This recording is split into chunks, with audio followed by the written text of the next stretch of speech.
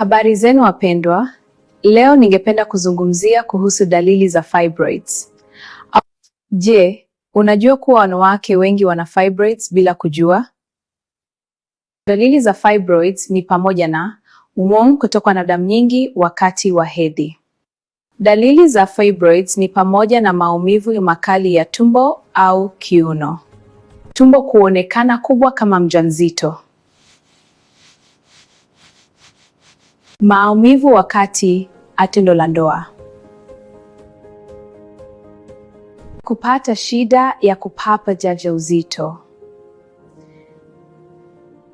Kama uko na dalili yoyote, usisite kunitumia DM kwa usaidizi.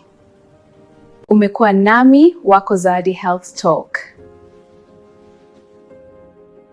Umekuwa nami wako Zawadi Health Talk.